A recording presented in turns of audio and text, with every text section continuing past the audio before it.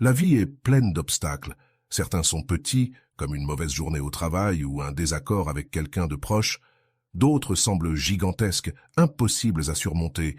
Des échecs, des pertes, des peurs qui nous paralysent. Mais il y a des personnes qui, quoi qu'il arrive, restent fermes. Elles ne se laissent pas emporter par la tempête. Dans leur esprit, il y a une force inébranlable, et ce n'est pas de la chance. C'est entraîner l'esprit avec des principes qui ont résisté à l'épreuve du temps.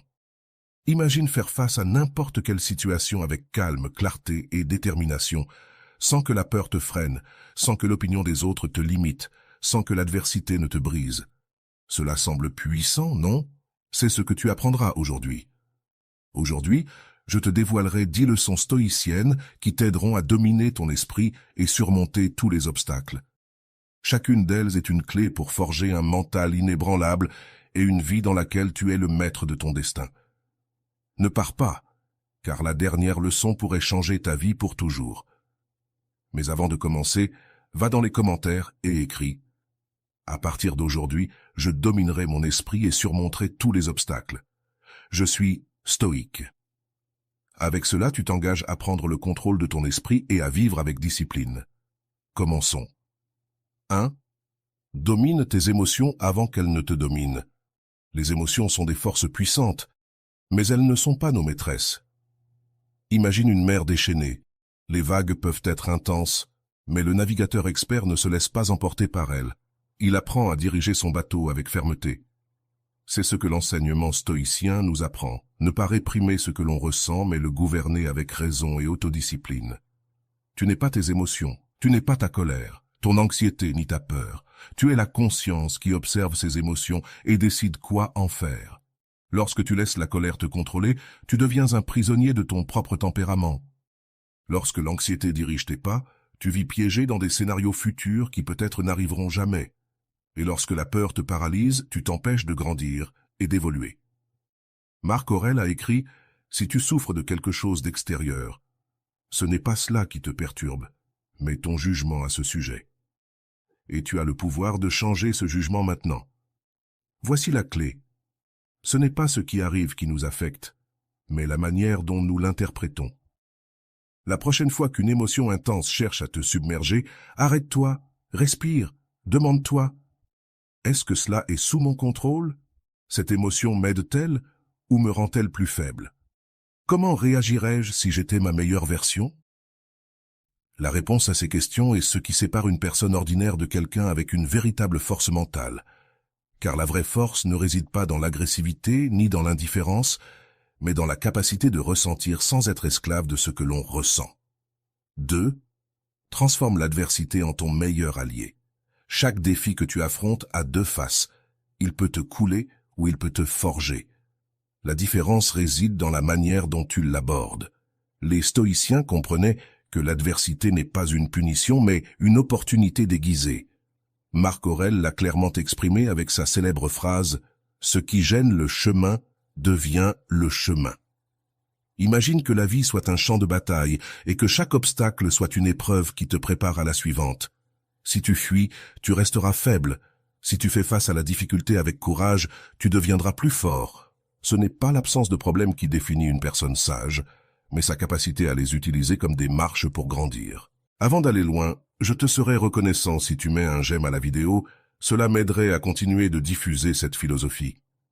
Si tu n'es pas encore abonné, je te recommande de t'abonner et d'activer la cloche pour ne manquer aucune vidéo. La prochaine fois que la vie te frappera, pose-toi 3 questions. Que puis-je apprendre de cela? Comment puis-je utiliser cela à mon avantage? Que ferait un stoïque à ma place? Un vrai stoïque ne se plaint pas. Il observe, analyse et agit avec sagesse. La vie ne te doit ni facilité ni confort, mais elle te donne quelque chose de meilleur, l'opportunité de démontrer qui tu es réellement. Et ce n'est que lorsque tu fais face à l'adversité avec courage que tu te rends compte que tu n'étais pas aussi fragile que tu le pensais, mais plus fort que tu ne l'imaginais. 3. Élimine le bruit mental et cultive la concentration absolue. Nous vivons à l'ère de la distraction. Chaque jour, des milliers de stimuli se disputent ton attention. Réseaux sociaux, nouvelles alarmistes, messages constants, pensées intrusives. Si tu ne prends pas le contrôle de ton esprit, Le monde le fera pour toi, et un esprit dispersé est un esprit faible. Les stoïciens savaient que la concentration est une force. Marc Aurèle écrivait dans ses méditations: « Concentre-toi sur ce qui est devant toi, fais ce que la raison et la justice exigent, oublie tout le reste. » C'est la clé. Si tu veux un esprit fort, tu dois apprendre à filtrer ce qui est inutile et te concentrer sur l'essentiel. Comment faire? D'abord, identifie le bruit mental dans ta vie. Demande-toi: combien de temps je perds dans des choses qui ne m'apportent rien? Quelles pensées inutiles me volent de l'énergie? Est-ce que je laisse les distractions dicter ma vie? Ensuite, adopte des pratiques stoïciennes pour renforcer ta concentration. Commence la journée avec intention, ne vérifie pas ton téléphone dès le matin. À la place, consacre quelques minutes à réfléchir à tes priorités. Pratique la contemplation, prends des moments de silence, marche sans écouteurs, médite, écris un journal. La clarté naît dans le calme. Moins de réseaux sociaux, moins de nouvelles inutiles, moins de conversations sans but. Concentre-toi sur ce qui apporte réellement à ta vie. Ton esprit est comme un muscle. Si tu l'entraînes à la concentration, il se renforcera. Mais si tu le laisses divaguer, il s'affaiblit. Décide ce qui mérite ton attention et bloque tout le reste, car un esprit concentré est un esprit invincible. 4. L'autodiscipline est le pont entre ce que tu es et ce que tu veux être. Rien de grand ne se réalise sans discipline.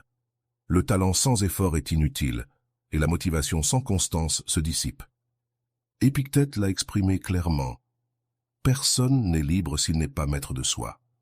L'autodiscipline n'est pas une contrainte, c'est la clé de la véritable liberté. Pense aux personnes que tu admires. Elles ne sont pas arrivées là où elles sont par chance, mais parce qu'elles ont fait ce qu'elles devaient faire, même lorsqu'elles n'en avaient pas envie. La discipline est ce qui sépare ceux qui rêvent de ceux qui réussissent. Chaque fois que tu procrastines, chaque fois que tu choisis le plaisir immédiat au lieu de la croissance, tu t'éloignes de la personne que tu pourrais être. Les stoïciens comprenaient que l'autodiscipline est la base de la liberté. Marc Aurèle se rappelait chaque matin: « Lorsque tu te lèves, pense que tu t'es réveillé pour travailler en tant qu'être humain. La vie ne se résume pas à la facilité, mais au but. Commence par de petits actes de discipline. Fais ce que tu dois faire sans excuse. Ne t'attends pas à te sentir motivé. Fais-le parce que c'est ce qu'il faut faire. 5. Domine tes désirs. La nourriture, la paresse, les distractions. Chaque fois que tu dis non à la facilité, tu te renforces. Aie un code de vie. Ne te laisse pas guider par les impulsions. Agis selon des principes. Ton succès n'est pas déterminé par ce que tu fais de temps en temps, mais par ce que tu fais tous les jours. La discipline n'est pas une restriction, c'est le chemin vers ta meilleure version. 6. Arrête de réagir, commence à répondre avec sagesse. La plupart des gens vivent en pilote automatique, réagissant sans réfléchir, poussés par la colère, la frustration ou la peur. Mais les stoïciens ont compris quelque chose de fondamental. Entre le stimulus et la réponse, il y a un espace, et dans cet espace réside ton pouvoir. Tu ne peux pas contrôler ce qui se passe autour de toi, mais tu peux contrôler la manière dont tu l'interprètes et comment tu y réponds.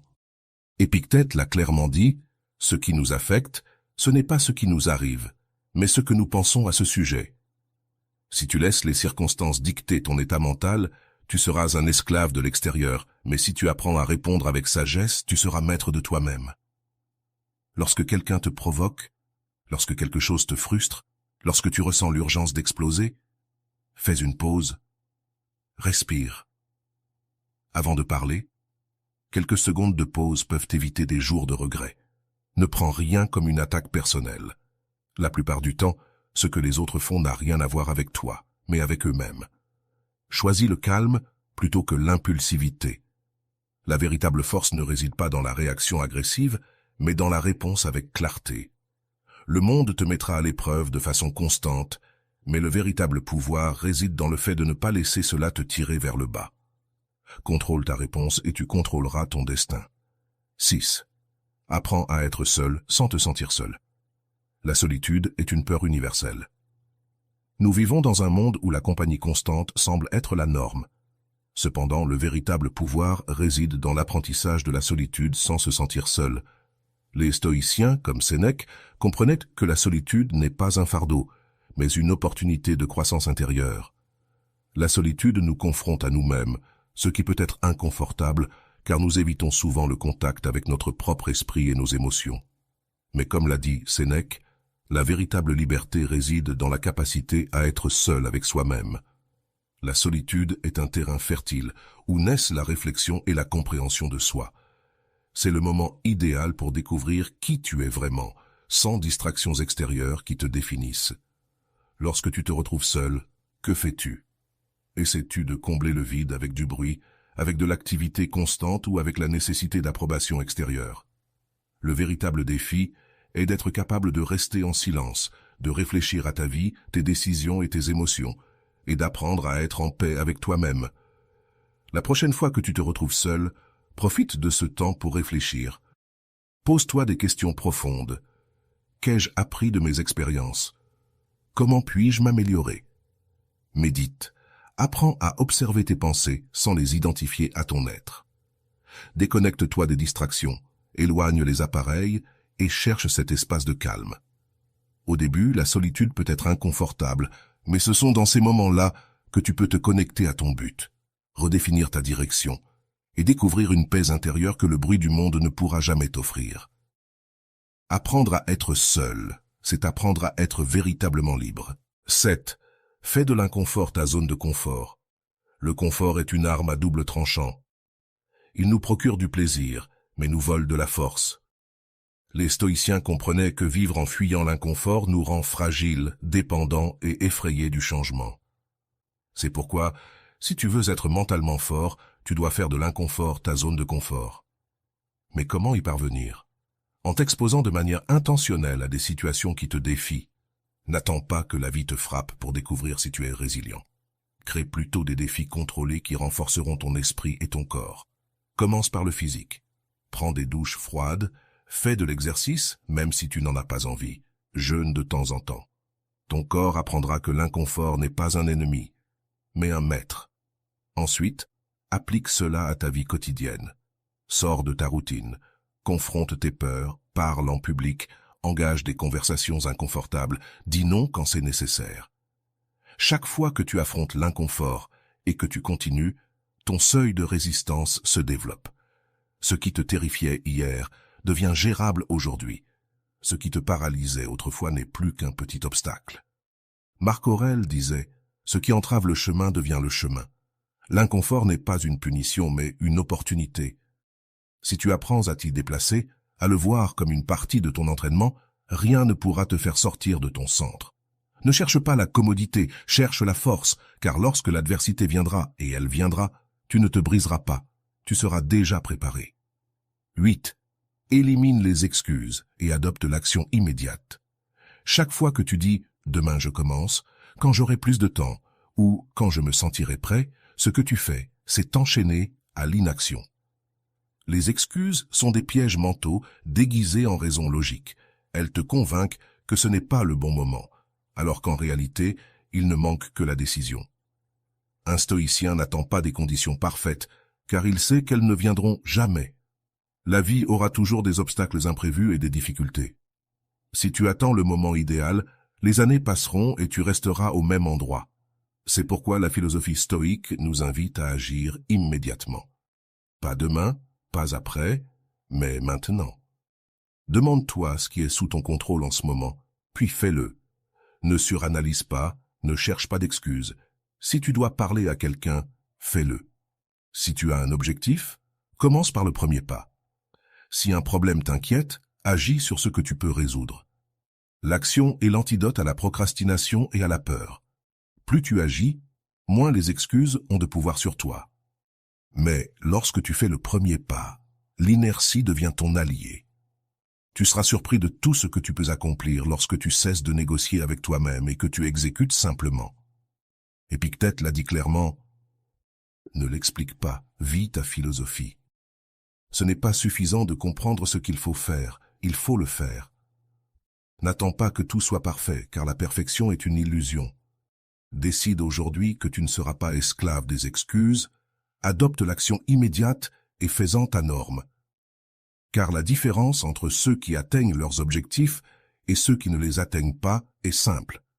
Certains agissent, d'autres attendent. Dans quel groupe seras-tu? 9. Cherche de l'aide et des retours des autres. Le stoïcisme n'est pas un chemin solitaire. Bien que l'autodiscipline soit essentielle, les grands penseurs et guerriers de l'histoire n'ont jamais travaillé isolés. Même les plus sages ont cherché des conseils, ont appris des autres et ont accepté les critiques pour s'améliorer constamment. Marc Aurèle, l'un des empereurs les plus puissants de Rome, avait des mentors et des conseillers. Épictète, malgré son statut d'esclave, a grandi intellectuellement grâce à ceux qui l'entouraient. Sénèque, avec toute sa sagesse, comprenait que l'apprentissage était un processus continu. Alors pourquoi certains insistent-ils à tout faire seuls? L'ego nous fait croire que demander de l'aide est un signe de faiblesse, alors qu'en réalité, c'est un signe de force. Un stoïcien sait qu'il n'a pas toutes les réponses, c'est pourquoi il écoute, analyse et tire des leçons de ceux qui l'entourent. Apprendre des autres te fait économiser des années d'erreurs inutiles. Un bon conseil peut éviter des échecs, une critique bien intentionnée peut t'ouvrir les yeux et un mentor peut accélérer ta croissance.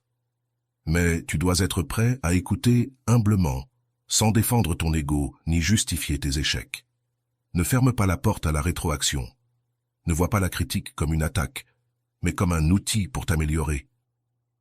Entoure-toi de personnes qui te challengent, qui t'exigent plus, qui ne te disent pas ce que tu veux entendre, mais ce dont tu as besoin d'entendre. Les stoïciens nous enseignent que l'autosuffisance ne signifie pas isolement. Apprends à demander de l'aide, à partager tes idées, à absorber le savoir des autres, car celui qui croit tout savoir se condamne à l'ignorance. La croissance personnelle ne se fait pas en solitude, elle se fait quand tu as le courage d'apprendre des autres et l'humilité d'accepter qu'il y a toujours quelque chose à améliorer. 10. Le pouvoir de la mentalité de croissance. Ton esprit est le point de départ de tout. Si tu crois que tu peux t'améliorer, tu le feras. Si tu crois que tu es limité, tu le seras. Les stoïciens comprenaient que la différence entre une vie stagnante et une vie de progrès réside dans la manière dont nous interprétons les défis. Marc Aurèle l'a exprimé clairement. Notre vie est ce que nos pensées en font. Si tu penses que tu es faible, tu agiras comme une personne faible. Si tu penses que tu es capable de surmonter n'importe quel obstacle, tu feras face à la vie avec détermination. La mentalité de croissance consiste à comprendre que tu n'es pas né avec des capacités fixes, que tu n'es pas bon ou mauvais dans quelque chose de manière permanente. Tu es le résultat de ton effort, de ta discipline et de ton apprentissage constant. La personne que tu es aujourd'hui n'est pas la personne que tu seras demain, tant que tu travailles sur ton amélioration quotidienne. Les stoïciens ne se rendèrent pas à la première difficulté. Ils ne disaient pas « je ne peux pas faire cela », mais « je ne sais pas encore comment le faire, mais je vais l'apprendre ». Ils ne voyaient pas l'échec comme une sentence, mais comme une leçon. Chaque obstacle, chaque chute, chaque erreur était une opportunité de se renforcer. Si tu crois que le talent ou l'intelligence est la seule chose qui définit le succès, tu te rendras au premier obstacle. Mais si tu adoptes une mentalité de croissance, tu comprendras que chaque défi est une opportunité pour évoluer. La clé est de te demander « Comment puis-je m'améliorer ? Qu'est-ce que je peux apprendre de cela ?» Ne dis jamais « C'est comme ça et je ne peux pas changer », car chaque jour est une nouvelle opportunité de devenir meilleur. Crois en ta capacité de croissance, car ce que tu crois détermine ce que tu accomplis. Chaque jour est une occasion de renforcer ton esprit. Ne laisse pas les émotions incontrôlées, l'adversité ou le confort t'arrêter. Applique ces leçons et tu verras des changements puissants dans ta vie. Maintenant, dis-moi dans les commentaires, quelle leçon t'a le plus marqué et laquelle vas-tu commencer à appliquer dès aujourd'hui? Aime, partage avec quelqu'un qui a besoin d'entendre cela et abonne-toi pour ne pas manquer la prochaine vidéo. À bientôt.